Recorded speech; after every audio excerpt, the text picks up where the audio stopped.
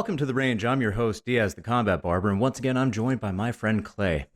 Now, this is going to be Episode 3, Part 2, because Part 1 had a little bit of technical difficulties. So, my camera started to die, and I was not prepared whatsoever, and I was in the midst of getting into some of my really deepest, darkest stuff. So I felt completely flustered, and when everything ended, Clay was like, you know what? We can always do a Part 2, which in my mind was not even an option. So thank you for that, and thank you for joining me again. Absolutely glad to be here. So just a quick recap. Clay has 14 deployments. He was in the AFSOC community, which is Air Force Special Operations Command. We went over a few different things. So if you'd like, you can always refer back to Episode 3, Part 1. But where we left off was getting into a little bit of my background. I did 4 years in the Marine Corps. I was artillery, but there was no real need for artillery when we were in Iraq in 2007. So a little bit about that deployment and some of the issues that really started to get to me, but I didn't realize it until I came home. Were basically, let me just start from the beginning. We ended up on ship. I volunteered to go to Iraq with this unit who I had just got to the fleet like a week beforehand, and I was with a different unit. They asked for volunteers to make numbers in the other unit. My hand couldn't go up fast enough. We end up rolling. We're on ship. It was awesome. Getting treated like complete crap because I was the new guy and had no repertoire with these guys whatsoever. It was an awesome time, but I got to see the world, so that was cool.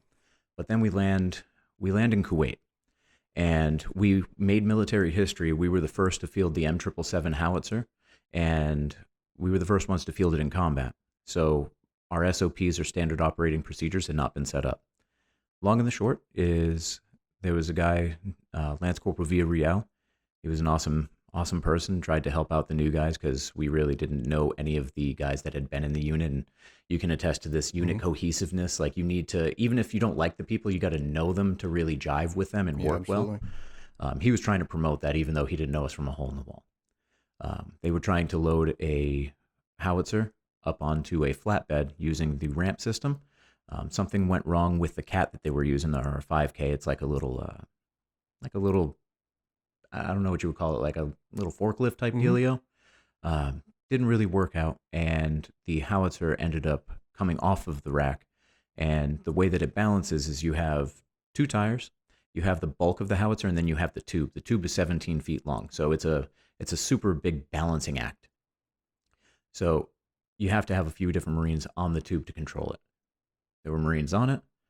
When it fell, it did a whip motion, and unfortunately, Villarreal wasn't able to let go in time, and it caused a major accident, and he did not survive. And this is our first week in not even real country, just Kuwait, and it really made everything sink in, because before that, you're in training, you're going through boot camp, you're going through combat training, everything is just like all motivation, nothing can be bad, we're basically superheroes. Right. And then this really sunk it in, and that's when the tempo really changed. It made us closer, but it also set something in motion where we knew the stakes were real. Fast forward, I was advanced party into Iraq, and what that is it was a small contingent, and I was picked by my section head, Sergeant Bonnell, and he picked a few of us. We went ahead. We started to help make the base before our unit got there, because it was a small combat outpost.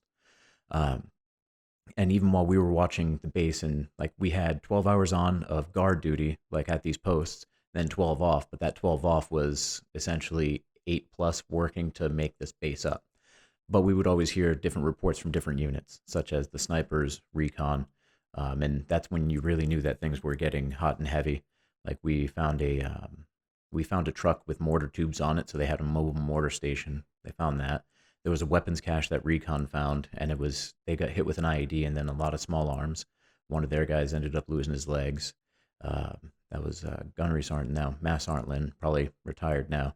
And then recon, they seen someone emplacing a false IED to try to get our SOPs, or standing operating procedures, to see where we would cordon. Snipers took that shot, and then hell, they were on trial for murder for 1.5 years, even though it was a clean kill, because he was emplacing a satchel into a hole that had been blown up. Right. And there's no way you can tell if it was real or not, but you knew what he was doing. Yeah. And all this was happening before my unit even got there. I felt alone, and it was super real. But I was still motivated. I want to go outside the wire, and I wanted to do what I wanted to do. Uh, but it was to the point where like complacency would get you killed because Mhm. not everything would happen every day. Uh, but we had one gun up in the base, and the rest of us were out doing infantry. A multitude of different things happened.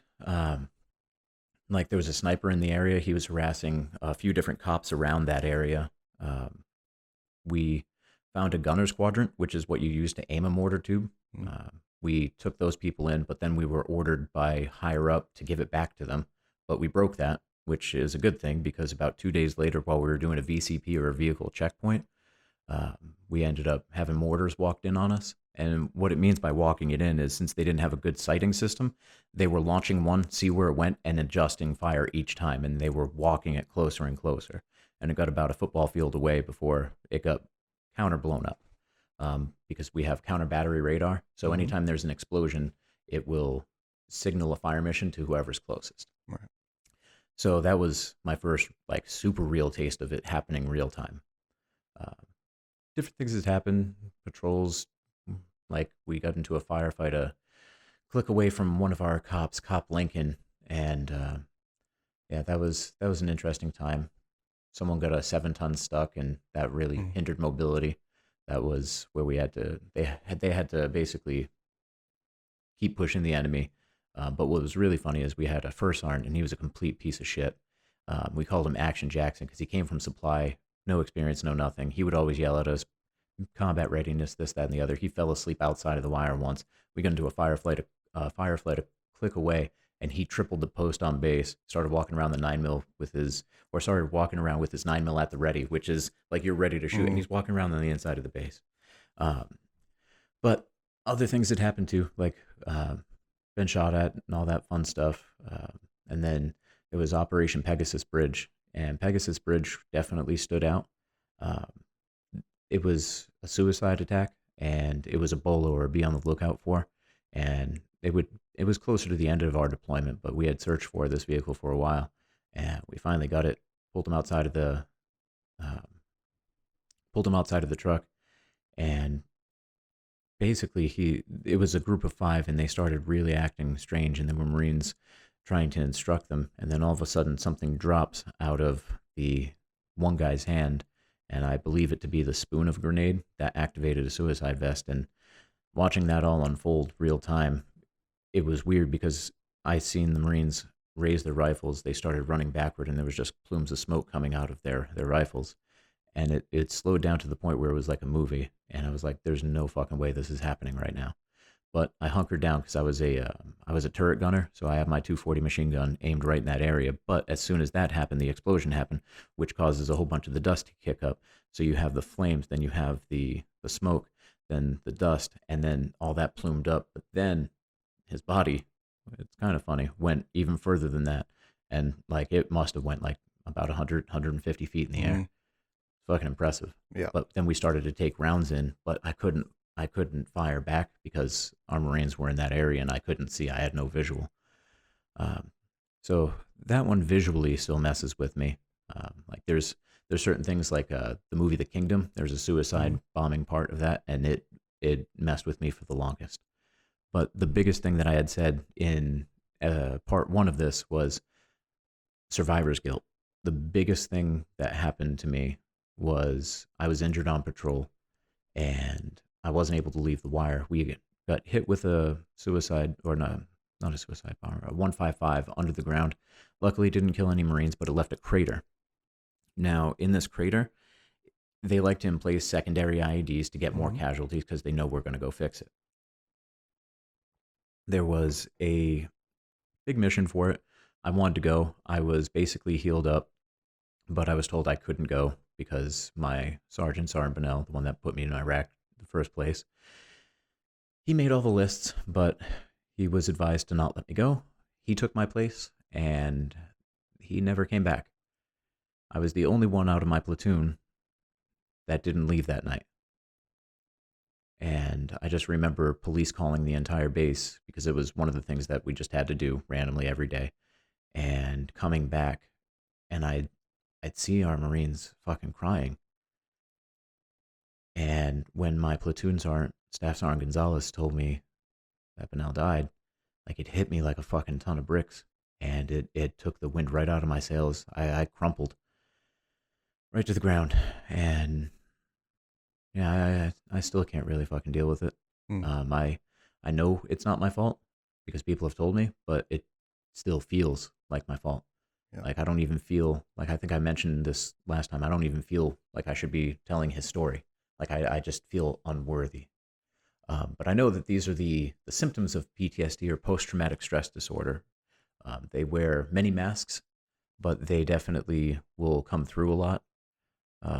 When I had my daughter, I was really worried about my daughter because we were doing a dismounted patrol and we were in Tartar Village. It was like right around Lake Tartar. If you feel like getting a map, it's one of like the two big lakes that you have there. And out of instinct, I fucking hit this kid, and it wasn't my fault, wasn't his fault. He didn't know any better, but he grabbed the muzzle of my rifle, and they, like, kids are not just kids over there. Yeah. But he grabbed the muzzle of my rifle, and instantly, without even thinking, it's called a C/slash. You take your rifle, and when they grab it, what you do is you go into their body, breaking the grip, but also shoving it right into the ribs. I fucked that little kid up, and I did not mean to. And when I learned that I was going to be a father, that fucked with me. Like, just my value as a person, because I didn't fucking want to do that. Right. And it's like, if I was capable of that, like, what am I capable of love? Am I capable of compassion? Time has said that I have, and I am. Yeah. But these are all the different symptoms of PTSD in one area. I know we were talking a little bit about a lot of the signs that show up for you, and they're a little bit different for you, for sure. Definitely. But the biggest thing that I deal with is a combination of, if you will, flashbacks, but biggest thing is survivor's guilt. And I think that's why I try to go so hard every day into being the best person that I can be, because I don't want my life to be in vain when my brothers aren't here. And I'm not telling everything that happened on deployment, just some of the stuff, because I believe that being transparent and see-through is not only good for me and getting it off of my chest, but it's good for anyone else that may not feel comfortable telling their story, no matter how big or how small. Trauma is trauma. But with that, I know my demons, if you will, come in the form of depression. They come in a feeling of self-worth, and sometimes it just comes in complete numbness. Like, I have no emotion. It just shuts down. They show in a different variety of ways. I was at Boston Market. This was probably about a year ago or so, and there was this guy in a man dress, traditional Muslim garb. I knew that he wasn't a threat, but I couldn't not shake the feeling. And it's almost like one of my eyes was seeing overseas, and like I'm literally talking the desert, and one of my eyes was seeing reality, and I couldn't cope, and it was going at the same time. I just started to shake, and like tears were welling up in my eyes. And the biggest thing that really sucked for me is I knew, like, I could see his jeans and I could see his Jordans. I knew he's not a threat, and he's just doing what he needs to do, going about his day, having lunch with his girl. Nothing wrong with that. The problem was with me, but the most embarrassing part is I was with my wife and my daughter. And to have my daughter have to fucking hold my arm and try to calm me down because she knows daddy has issues and she just wants to love, like, that is one of the hardest things for me, to show that I'm still like, dad, but I have issues and I am vulnerable. So I guess it's a good thing, but it's really hard for me to really relegate that into my sense of a man or being a man. So that's just a little bit about what I go through. Before I get into some of the stuff that's helped me, I'd rather open up the floor because I feel like I've kind of dictated a little bit too much right here.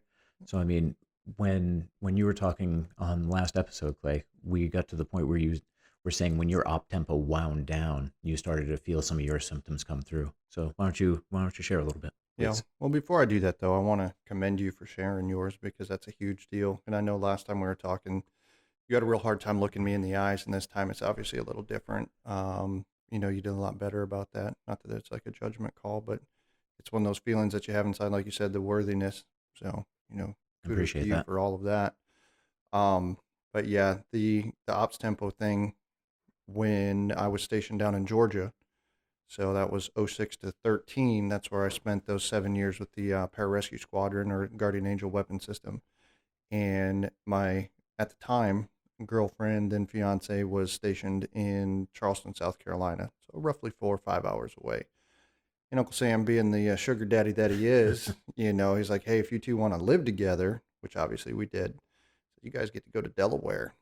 And I'm like, what in the hell is that? The military, you end up getting pushed around and you try to find the benefit in everything, but Delaware is literally 1,100 square miles and my county back home is 7,000 square miles. So, Yeah. you know, but like we always do, we find the good in it and everything. Now, work wise, I was ready to leave my duty station down in Georgia. I had gotten there when we were really standing things up, when our mission in the war changed and our op tempo got huge. We went from a combat search and rescue aspect more into, I don't want to minimize it and call it medevac, but that's what it was. It's just we had a lot more capabilities than the standard dust off and other medevac kind of platforms. So, we did that and we really, we kicked ass for lack of a better term. Oh yeah. I think you alluded to it's called Inside Combat Rescue, Yep. that National Geographic documentary that they did. And, they captured that very well down in the Helmand province when we had a big push down there in Kandahar and all that area. And, we were brought in to decrease the time from point of injury to medical care. And I think it was like over 2 hours at that point, and we got it down to in the minutes. Which Fuck yeah. obviously it was a good thing. It was a noble thing to be a part of, and I'm always humbled to have been a part of that. But then life moves on, and we got into later on, and I was just ready to go, ready to be, start my life with my soon-to-be wife. Actually, I think we were even married by then. Um, got to Dover, and man, almost day one, Screeching brakes. it was crazy. I mean, it was really crazy. And of course, being the hard-headed dude that I am, you don't really see what's going on. But like I was telling you before, my symptoms were always cold and distant. That was my thing. I'm never, or resentment as well, cold and distance, resentment, all those types of things. I've never drank in my life. So, thankfully I didn't adopt that habit, of like Yeah. binge drinking or anything like that. But I will go so far as to say that the cold and distance it's no better. You know what I mean? It's no better. Just, it's almost meaner, I think, because you're just like a million miles away, sitting 2 feet apart, And with no explanation. and no explanation. You So do the that when you're person's in drunk. the, Hey, you're yeah, drunk. at least, I guess if you're drunk, people are like, ah, he's drunk, whatever, and they kind of make an excuse for it. So I can tell my wife all the time, every decision, good or bad, that I've ever made in my life, I've made sober. So it's like I'm at fault for everything.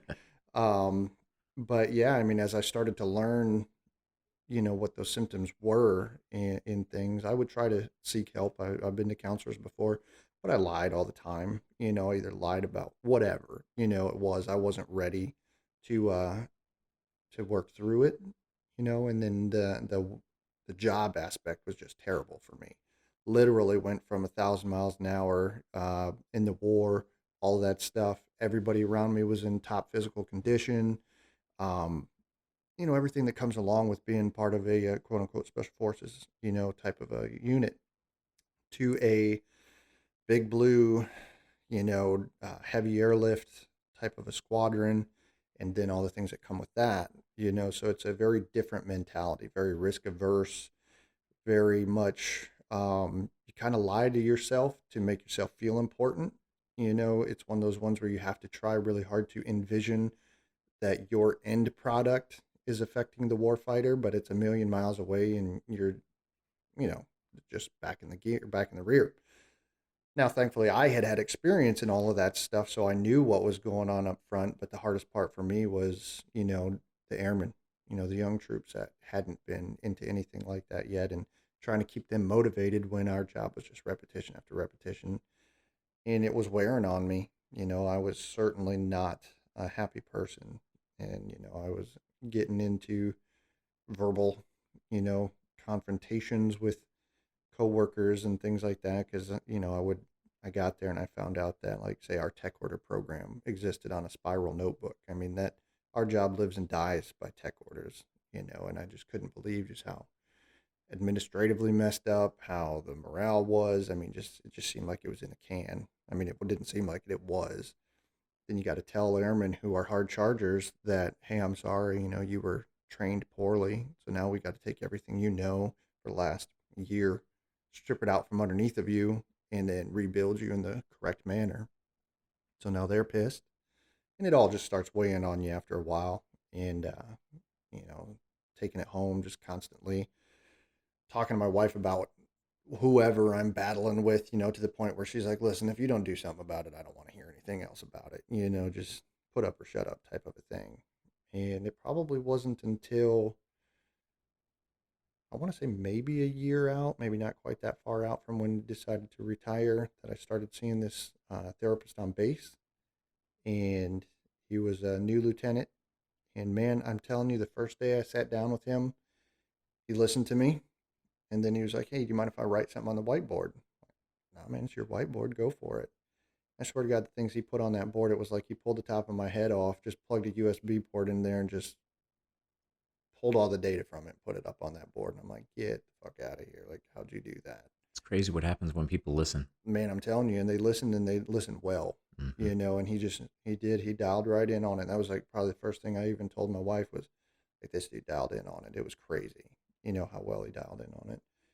And I don't remember how often I saw him, but I saw him as often as I could. And, that was the beginning of the super beneficial therapy. That was the beginning of where I was like, I'm open to this.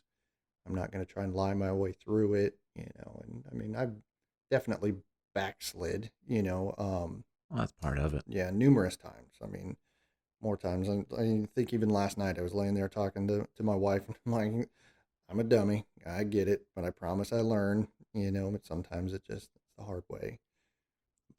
Well, I think that's kind of it's something that you have to understand. It's setting those precedents that it's okay to be human. It's okay to make mistakes. Once you think that, oh, I've been messed up, and you start to see some progress, and then you backslide, it's easy to throw your hands up in the air and say, fuck it, it's not working. But the really hard part is to buckle down and do the work, because that's what it is. You're not going to be the same person every day. It's just not going to happen. And I think it's the biggest thing is to realize it's okay. And it actually helps when you understand that you're going to have bad days, because when they come, it's not an end all. It's not the end of the world. You're just like, fuck, well, tomorrow will be better. Yeah. And you can just go, well, at least for me, I go through bad days, good days, and I know that it's not going to be the end. Whereas prior, it was just like, this whole fucking life sucks.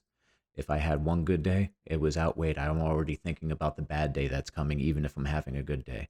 So I think the mindset is a huge, huge thing. And it's setting that precedent like, hey, I'm going to be backsliding some days, but that's okay. Yeah, definitely. And I mean, it just helps that. So, for example, when I retired and then, my wife had me switch all my medical care to the VA, that came with, some therapy, and that was pretty awesome. And it was going to be couples therapy. And one of the biggest things to come out of that actually was, when we went into it, my wife had always thought we went to therapy together for me, because I was the problem and I was messed up, and I was, I definitely was.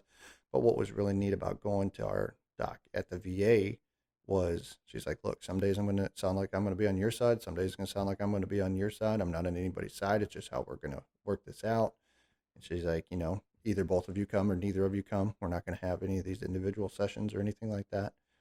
And I don't, I say if it wasn't for, it was obviously a team effort between my wife and I, but man, she had a huge revelation there as well. And, once she had that huge revelation and being the stud that she is, she leaned forward into that and she really started working on herself and everything. But man, I'll tell you what, that was one of the biggest motivating factors for me was, first of all, I'm like, man, this chick's made out of jet fuel.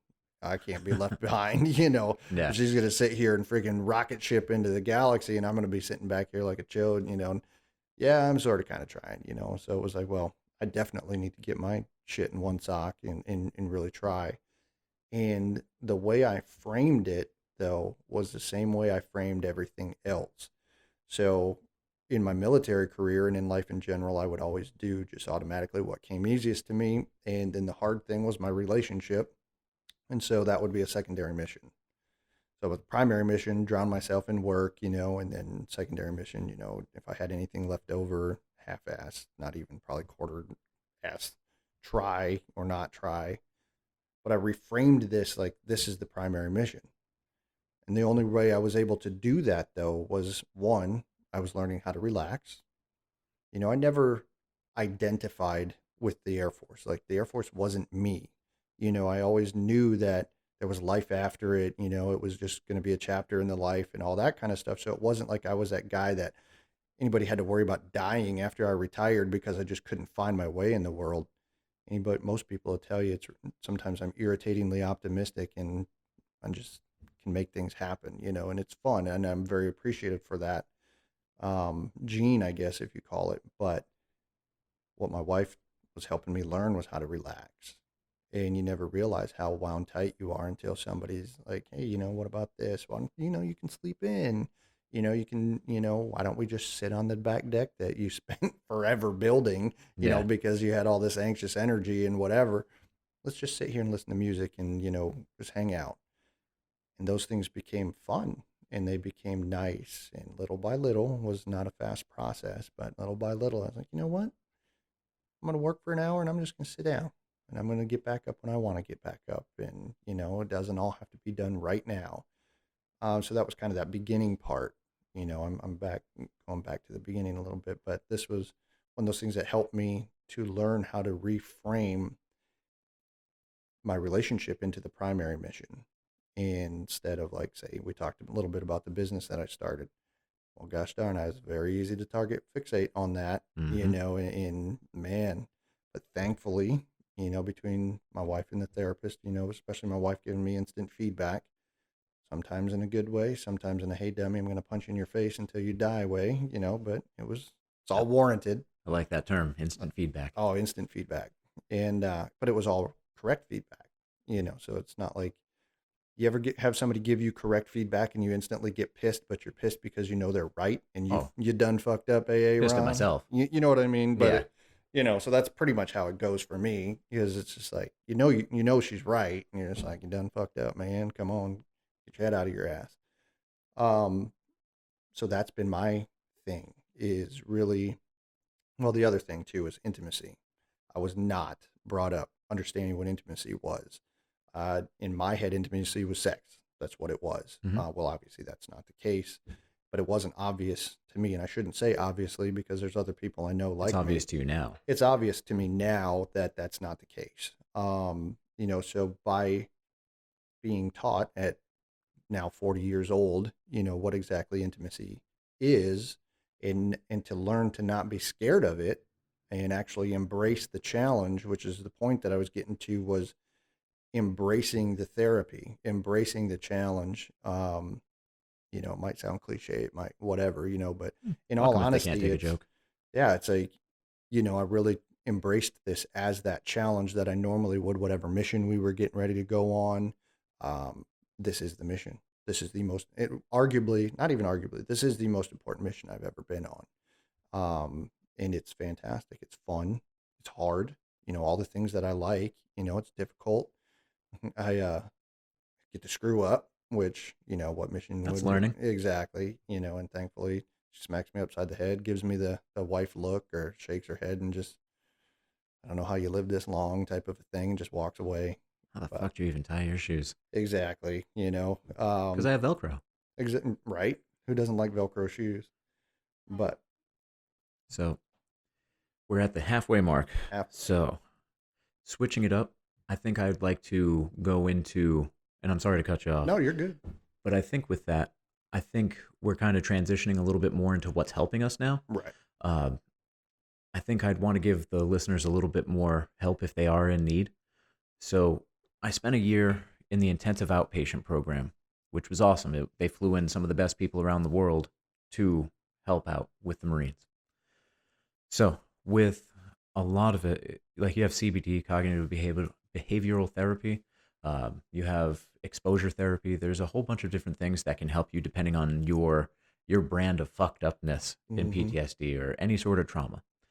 So exposure therapy is just that. You expose yourself small little bits of what your trauma is because you're going to avoid it more than likely.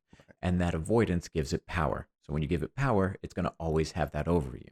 You're never going to get better. Whereas CBT really worked for me. I mean, I'm still going through my stuff, and hell, it's been more than 12 years, but life is semi-tolerable, or I at least now know how to cope with it. But essentially, we have a grieving process, and you have your 5 stages of grief. But somewhere along the line with PTSD, what happens is you get stuck, and they call them stuck points. So essentially, you need to change the way that you think by changing the way you feel. And we had mentioned it a little bit last time, but with your feelings don't have to make any rational sense whatsoever. There are guttural instincts. But your thoughts should always have rationality to them. What happens is that emotionality or that emotion starts to go and bleed into your rationality. So your thoughts start to get fucked up by your feelings. So in the example of Sergeant Burnell passing, I feel, and it's important to distinguish, I feel that it's my fault. However, I know it's not. Right. Because he was a hard dick motherfucker. Like you're not changing his mind. He wanted to go, so he's fucking going. Yeah. However, I still feel it's my fault because, and this is a big one, it hinges on this because, and now does it hold water or not? Right. So I feel it's my fault because if I wasn't injured, he wouldn't have had to take my place. But then you go down in this train of thought, you can start to go down a rabbit hole. And the more that you have to try to make excuses and do these gymnastics and backflips mentally to make these connections fit, the more you can tell that you're fucked up. So as soon as you can identify a stuck point, you can start to work on it. And really separating your emotions from your thoughts. Knowing that they're separate, because a lot of people don't even know that they're really separate. Right. But separating them can definitely help. You can also have a support group, a support system, because like we were mentioning, it's okay to backslide. You're going to have fucked up days. I still have fucked up days. I remember a whole bunch of bullshit and it comes up, puts me in a bad mood. I go cold, but I process it in my mind. I'm constantly thinking. I try to get better because I understand that there's a light at the end of the tunnel. So if anyone's listening and you're going through some hard times, understand that this isn't the last day of your life. It's going to get better, but it is going to take work. And if anything, you can be a stubborn asshole and be like, fuck you, I'm not going to take myself out because I still have more shit to do. Or that's the easy way out. Fuck everyone else. I'm going to be a pain in everyone's asses. Whatever you need to do for your motivation, whether you're on the low end of the aggression scale or the high end, there is a reason and a mentality and a modality for you to get where you need to be. Whether you're independent, you're a lone wolf. Like yourself, you were a lone wolf for the longest fucking time. Yeah. Now your wife came along. Now you have a teammate. Oh, yeah. She beat me into submission. Probably more ways than one, and that's a good thing. Absolutely. But and change. So you were a lone wolf, but then you realized that it's okay to put your trust in at least one other person. Yeah. That's your support system. And then once you realize that it's okay, one person, now you start to branch out, and now I can have friends. They're not just acquaintances. They're not just people that I can use to accomplish the mission. They're friends. I can trust them. Slowly and surely you can branch out that way. If you're the type that's non-aggressive, I mean, you're going to be like, oh, woe is me. The world is out to get me. Well, you're probably going to have more friends, even though you probably have some snakes in the garden because you have way too many friends if you're on that end of the spectrum. Yeah. The ones that are there and actually care for you, those are who you should be around. Kind of like if you're the smartest person in the room, you're in the wrong room. Mm-hmm. If you're the nicest person in your group of friends, you need new fucking friends. You need people that are willing to help you. You don't need a large circle of people. You need the right circle of people. I did not have that for the longest time. My unit fucking kicked me out after I got PTSD, and that really started to show up when the op tempo changed. We went deployment, heavy training, nothing, then pre-workout for a deployment. That nothing period I mentioned last time where I tried to have someone kill me because I Yeah. was completely drunk out of my mind and really, really fucking down on myself and didn't think that I deserved to live. My unit kicked me out and didn't give a fuck about me as soon as I had PTSD. So it became me against the world. It's easy to have like military versus civilian, but imagine being military versus everyone else in the military because no one has your fucking back. Yeah. So much like you, I had to learn that as well.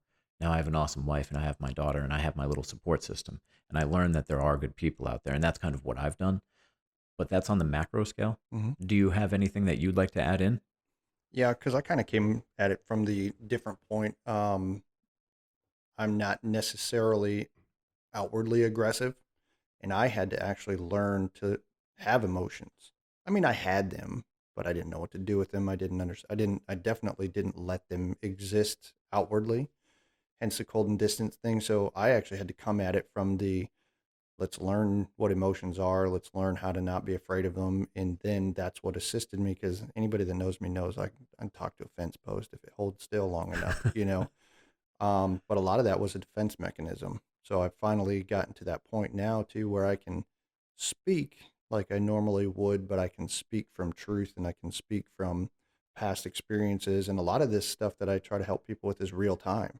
I mean, I go to therapy every week and, the wife and I do, and I'm constantly learning things. And those days in between, I'm also learning things, whether I made a mistake or whether I did something right or whether my wife learned something about herself. Um, it's therapy all the time, and I'm very fortunate in that. But I also like to learn, So it was never not having a support system. I always had one, but I just didn't allow it in because I didn't know how to trust. I didn't know how to be intimate. I didn't know how to take advantage of that. I knew I wanted something, but kind of talking about the group thing. We'll just kind of go into that PTSD group that I started up. So my wife and I joined the VFW. Never in my life thought I'd be a member of the VFW. I just thought it was a bunch of cranky old drunk old men that just going to sit there and, I don't know, tell you stories about back in their day. But one of our good friends who attends a church across from our house was like, just come and try it out. If you don't like it, you can peace out. But if you like it, try it. Well, first of all, he Vietnam veteran Marine, got a lung shot out in a Sure. rice paddy in somewhere in South Vietnam or whatever, and wherever his AO was. Well, how can you say no to a guy that like that? Yeah. First of all, he's just nice as can be, but second of all, I mean, dude's freaking. He knows his shit, I mean, he's probably. got some clanking steel balls. He's still walking around one lung and the other one's chilling some rice paddy somewhere. Um, so I went home and I told my wife, and I'm like, hey, this is what I told him I would do. Do you want to come along? And she said, yeah.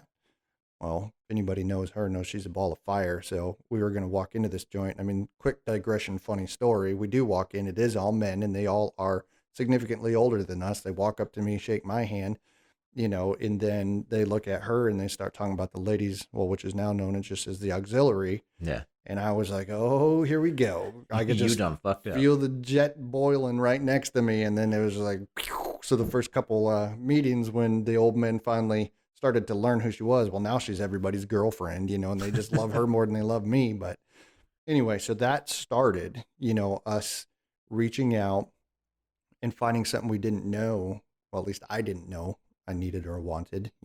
My wife being smarter than me, she probably knew, but I didn't. And then we got exposed to it. I was like, hey, this is cool. We can get into this. It's not bad. It's not like what I thought it was going to be. We definitely help veterans. That's what we do. We don't even have a canteen, for that reason, because people's minds get clouded and Mm-hmm. get off the primary mission, which is helping veterans. And then one of the members of the post, he had a good idea. It wasn't even my idea. He was like, hey, you ever thought about maybe we could start a PTSD group? He's like, I know I could benefit from it in all that. And we kicked the idea around, but we didn't immediately do it. And then he messaged me, and he was like, hey, man, another active duty member killed themselves. And it was actually a female senior NCO. And, obviously women do it too. Women get PTSD as well, but you just don't often hear about that dynamic of an event. Like it was a gunshot, Um, so that was just like immediate. Like we got to kick this off the ground. Let's get it going. And we did. And I think we've had 4 meetings now, and this next one that we're about to have, a woman whose husband worked at the Dover mortuary. For those that don't know, it's the largest mortuary. All of my friends are processed through there. I know your friends are processed through there.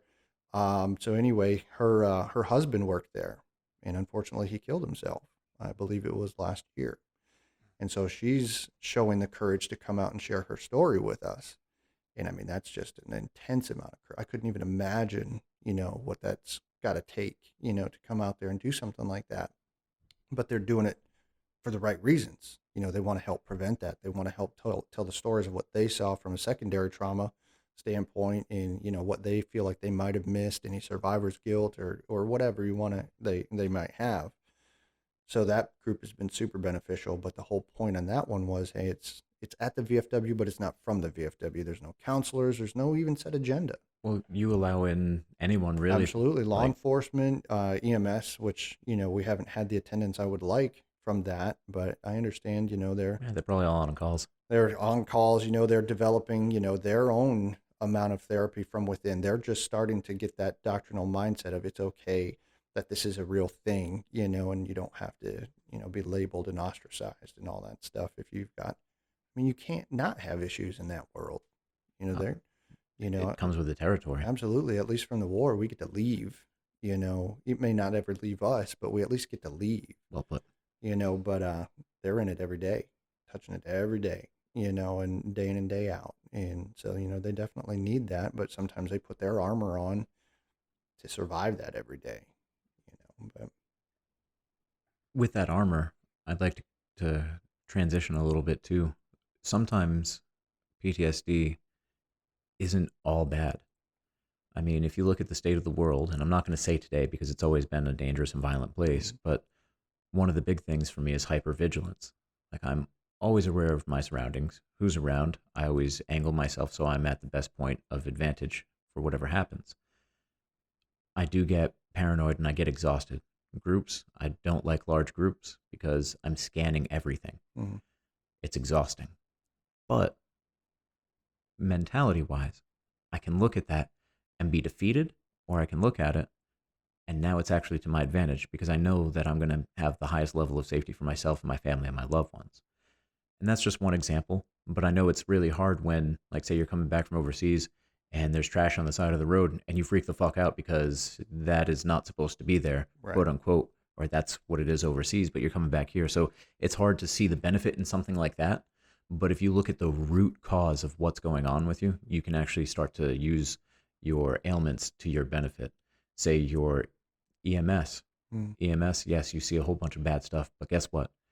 When it happens to your family, hopefully it never does, but if it does, you're going to be able to save their lives. So it's almost like you can look at it a good trade-off. So it makes the stuff that you can't really reconcile tolerable, or at least that's one thing that I had started to do. Okay.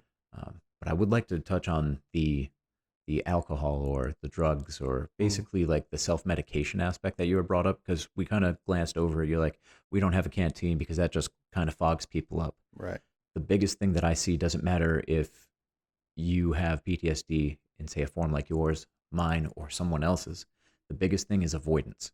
So when you start to drink, you're self-medicating. When you start to do harder drugs, you're self-medicating. You're running away from the problem.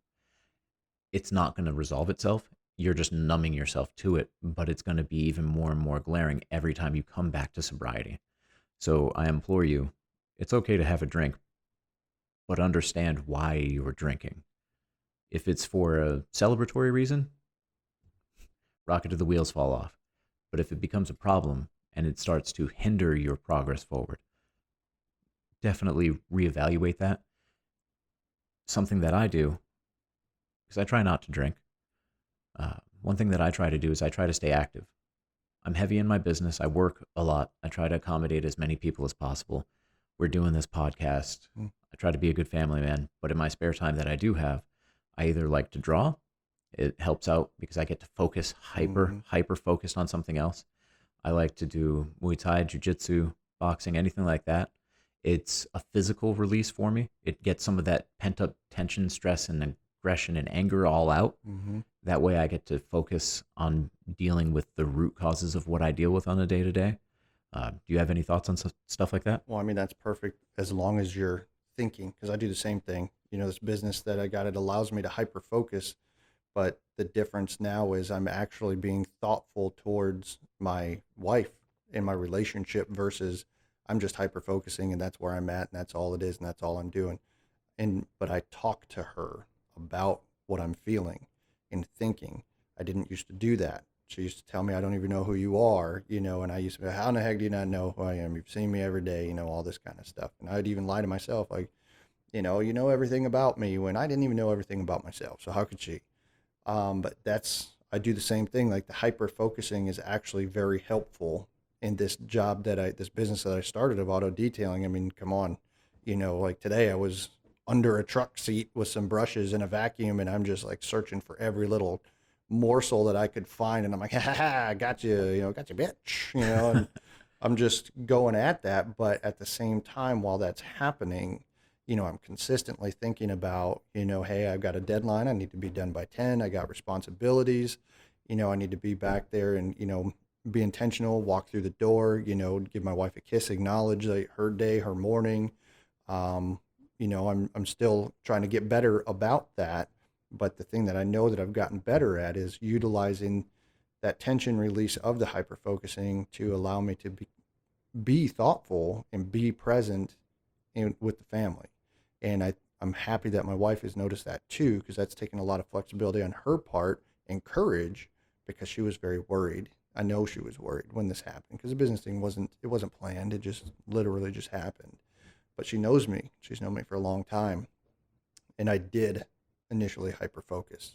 But thankfully, weekly therapy was there to put me in a quote unquote safe spot, but forced me to think and see. And I wanted to. It forced, but at the same time, I wanted to be better. And I think that was the key too, is wanting, to do that hard work like we talked about earlier. So yeah, hyper-focusing is a good thing for me, as long as I stay present and don't go away. Nice. And that can be hobbies. That could be your actual work. Yeah. But I think another thing that we could transition to would be something that kind of gets overlooked, and it definitely has a bad connotation, is medication. Yeah. I think if you understand what it is, why it is what it is, then it's a good thing. Mm-hmm. If you go and look at it in this one light, I think it's really bad. And what I mean by that is it's a tool. But if you look at it as the answer, that's where you get fucked up, because you're still going to have these problems. So when you get on an antidepressant, anti-anxiety, whatever the case may be, they put me on a whole bunch of them. Mm-hmm. What it's designed for is to get some of the big stressors or big fucking problems that you may have, like you can't focus. Cool. Mm-hmm. Well, we have this. You're really fucking depressed, so you can't even think, can't get out of your house. Mm-hmm. Cool. Well, let's take some of these pills so you can actually come to therapy. What it is taking down your wall so you can mentally listen to what's going on in therapy and start building yourself back together. Now, if you do decide that you don't like medication anymore, or it's served its purpose, the biggest thing, especially with antidepressants, is to wean yourself off. So you definitely want to talk to a doctor with that, but you do want to wean yourself off. If you say, fuck it, I got this, or fuck it, I'm done, right, you have a higher chance of killing yourself, because it messes with your balance of the serotonin, and depending on like what medications it is.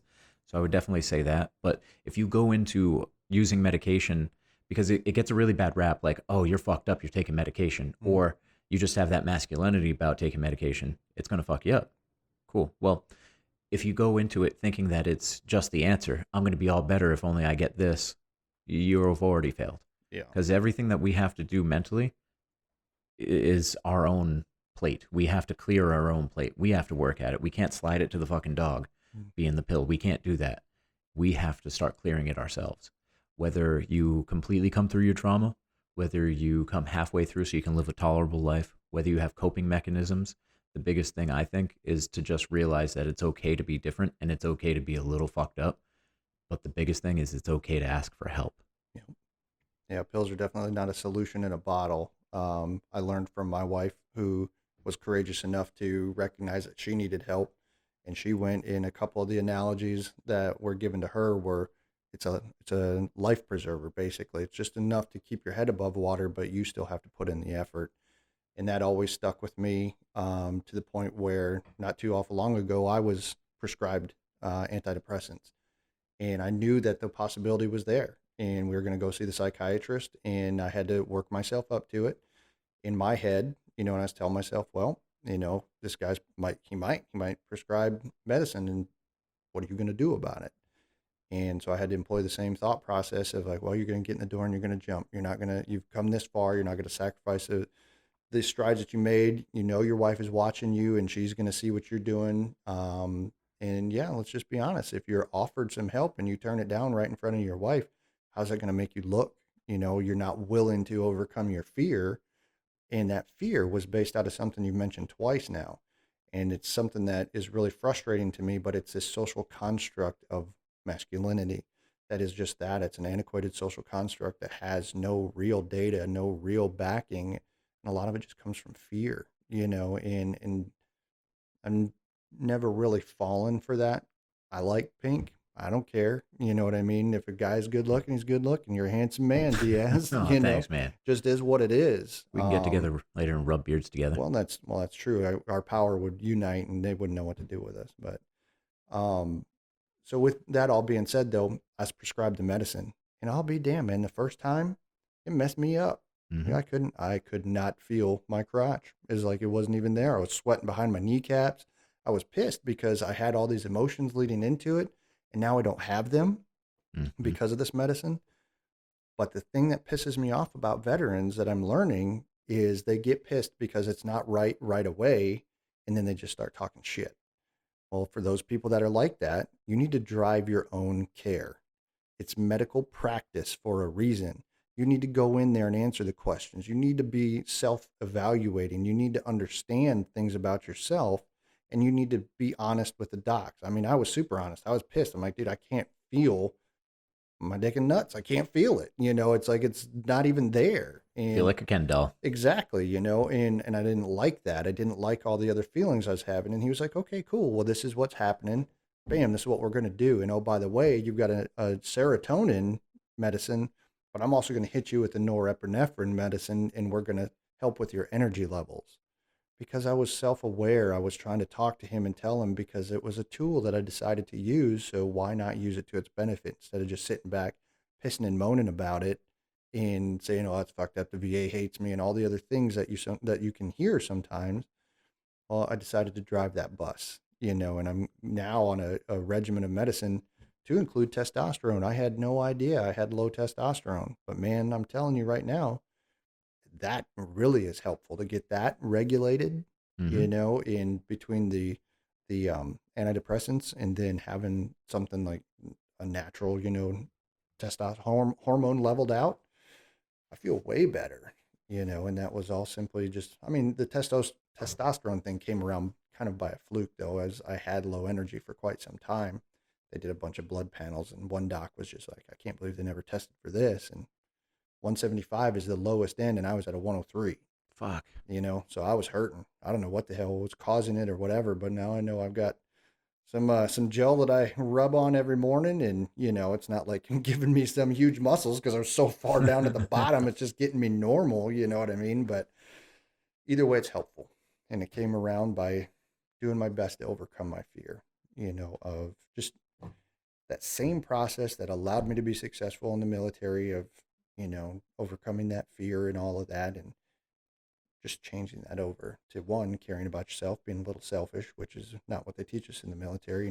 We're definitely selfless, but being a little selfless, putting family first, putting yourself first, to the best of your ability. I'm certainly not the best at that, but kind of goes in line with what I told you after last episode. What my wife taught me was not setting yourself on fire to keep other people warm.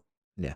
She said that one. I'm like, God, lady, are you related to like Buddha? What are you? Where does all this come from? Dropping truth bombs, she man. just does, man. She's like, pow, mind seed, and it just grows like a forest. And I just chewed on that and chewed on that, and it makes so much sense, and that's helping me every day. I think about that. I don't always do well at it, but every day I think about it.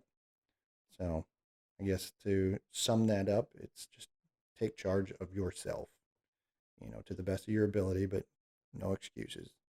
You wouldn't tolerate excuses from your troops. You wouldn't tolerate excuses in the mission. Like there's no excuse, and that's what served me well.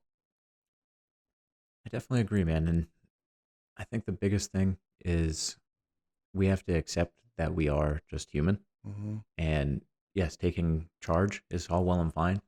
But I think that with taking charge, you have to accept also taking a backseat and letting some people help. And Yeah.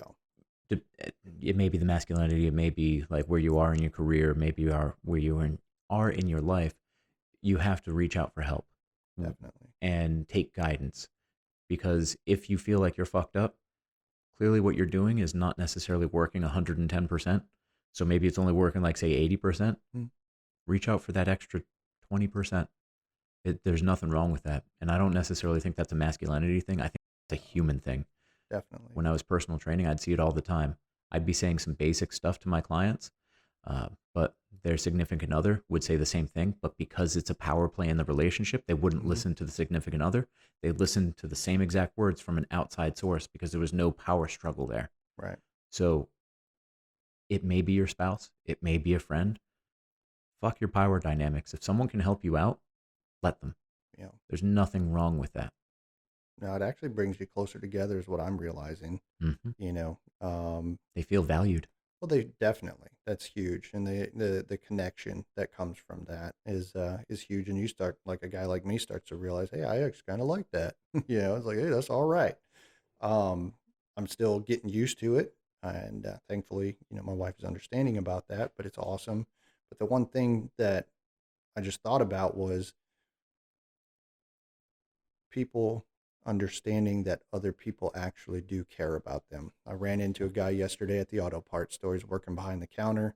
He he called me out and he's like, hey, by the way you're dressed, I can see you've been overseas or whatever. And so we started talking. He made a move to scan an item and he, looked like he had a shoulder injury. So I asked him about it. He said it's a war injury. We didn't get into, specifics of anything, but then I asked him, are you a member of the VFW? And he said, no. I said, well, you should be. You ought to come up and check us out. And then I said, oh, by the way, I also started a PTSD group. Not saying that you need it, but, it's another thing, another tool if you want to. And then he started talking about a buddy of his because the guy I was talking to is a Marine, and another buddy of his is a Marine.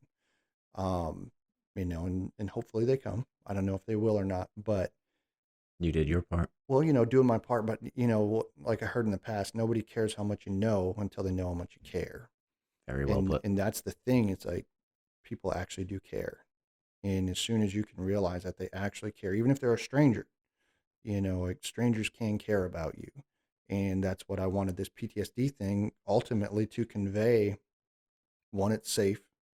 We're not running around, running our mouths about whatever's going on inside of there. But it's literally safe. Like you can come in there, and we just had a guy show up. The guy that actually recruited us to the VFW, he showed up to our meeting last go around. And I know to some degree that was therapeutic for him because I'm sitting right across the table from him. And I told him, like, I care about you basically, and that just hit him a certain kind of way, because of course it's easy to neighborly care, but this is a different kind of care. And that was great. And that's the biggest thing is people do actually care about you, and if you're willing to take that risk, you might gain that reward. Nice. Well, I appreciate you for sharing. Do you have anything else you'd like to add? Oh, man, I appreciate being here. So I'd like to end with this. A couple of different resources if anyone is going through anything. Now, you don't have to take advantage of this. You can if you'd like. The National Suicide Hotline is 1-800-273-8255. Now, the Veteran Crisis Line is that exact same number, but you press option 1. Again, that's 1-800-273-8255. Now, for Veteran Affairs, you can go to veteranscrisisline.net/chat, or you can simply text the number 838-255. Now, that'll get someone right on the line and start up a chat with you. If you're a veteran and you want to take part and build up a little bit more community, there's a social media page. It's Irreverent Warriors, and they do what's called a silky hike, and they go all around the country. Donnie O'Malley. Yep. So they had Vet TV. It's basically coping through dark humor, but in the veteran hike, it's essentially a bar crawl. You don't have to drink, but they do stop at different taverns because it's put on by Marines, and we were born in a bar. But really, you wear silkies, which are short little booty shorts, your combat boots, and if you can carry a pack, you carry a pack. Doesn't have to be anything in it. But really what it is building up a brotherhood of people that are in your local area, and it's a great way to meet people that might open your eyes. They might be doing something great and inspire you, or at the very least, they can inspire you by letting you know that you're not alone. They're Irreverent Warriors on Instagram. They're at IRREVERENT_warriors. And then the last part is if anything on there doesn't strike your fancy, you can go to the National Institute of Mental Health. That's nimh.nih.gov. Those are some of the resources that you can reach out, get some help. If that is a little bit too impersonal, you can always reach out to myself. I don't care if I know you or not. On Instagram, I'm at Combat Barber. No underscores, no spaces, no numbers, no nothing. You can get into my DMs. Anything that you would really need, I'd have no problem helping you out. I just want to help people. That's kind of why I do this podcast, whether it be information or actually giving resources. And we also have the PTSD support group in Smyrna, Delaware. It's at the VFW. Yep. And it's definitely a sore subject for a lot of people. It might be something that's years old, might just be brand new, but it's something that still stays sore unless you start to treat it. So for the love of God, please reach out. No one can judge you. You're probably judging yourself the hardest. Yeah, definitely. And it's probably unfounded. So with that, thank you for tuning in, and thank you very much for sharing your story, Clay, and coming on and helping me out with this. Yeah, absolutely. Thank you, man. Thank you.